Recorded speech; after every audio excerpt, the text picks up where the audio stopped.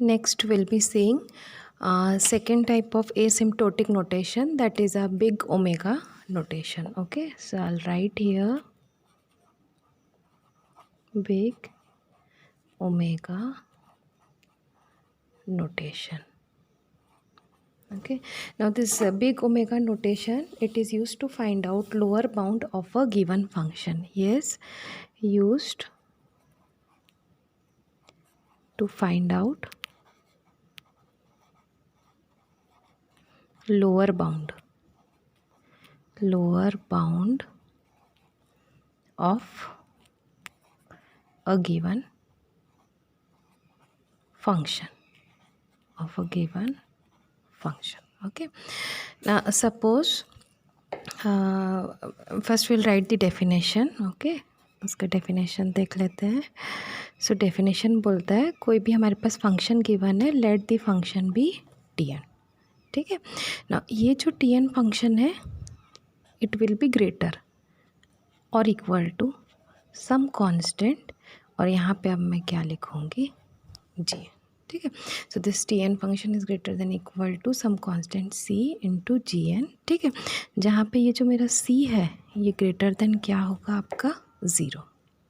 Okay, c जो है greater than 0, और हमारे पास एक वैल्यू होगी n, और इसकी वैल्यू जो है ग्रेटर देन इक्वल टू क्या होगी n0. तो जब भी n0 से ग्रेटर होगी n की वैल्यू, इन दैट केस आपका जो ये जो फंक्शन गिवन है ये ग्रेटर होगा किससे, आपके c इंटू Gn से. If this is the case, तो अब हम लिखते हैं Tn equal to big omega g of n. ठीक है, तो this is my omega notation. ठीक है, तो किसी भी फंक्शन का मिनिमम बाउंड या मिनिमम जो भी वैल्यू मिनिमम किस क्लास में लाई करेगा उसको फाइंड आउट करने के लिए हम यहाँ पे बिग ओमेगा नोटेशन. ठीक है, क्लास देखिए, दिस इज़ द स्मॉलेस्ट, और ये क्या है हाई. जितना ये इंक्रीज़ होते जाएगी आपकी कॉम्प्लेक्सिटी भी प्रॉब्लम की क्या होती जाएगी, इंक्रीज़ होते जाएगी. ठीक है, तो ये क्लास है आपका. सो इस क्लास में से कोई एक वैल्यू मुझे मिलेगी और मेरा that will be my lower bound. ठीक है, that will be my lower bound for a given function.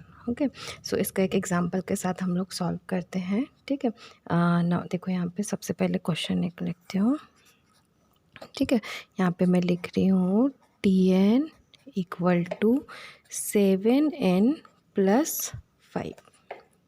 अब इसका मुझे ओमेगा नोटेशन निकालना है, तो सबसे पहले हम यहाँ पे लिखेंगे this 7n plus 5 greater than क्या होगा आपका 7n. ठीक है, क्योंकि देखो अगर n की वैल्यू अगर आपकी 1 हुई तो ये क्या हो जाएगा 7 प्लस 5 आपका ज़्यादा हो जाएगा. फिर n की वैल्यू 2 होगी तो 14 प्लस 5. तो कभी भी आप इस इक्वेशन में n की वैल्यू जो भी लोगे है ना वो ग्रेटर हो जाएगी आपकी ये वाले इस टर्म से. ठीक है, तो अगर आप ध्यान से देखेंगे ये मेरा Tn है. ठीक है, ये ग्रेटर है 7 into n. This is my c, this is my Gn. तो अब मुझे मिलेगा यहाँ पे c इक्वल टू 7. ठीक है, और मुझे क्या मिल गया, Gn इक्वल टू कितना मिल गया n. ठीक है, तो बिग ओमेगा नोटेशन में हम अब इसको लिखेंगे Tn equal to omega g of n. That is nothing but Tn equal to omega, हम g ऑफ n कितना निकला है n.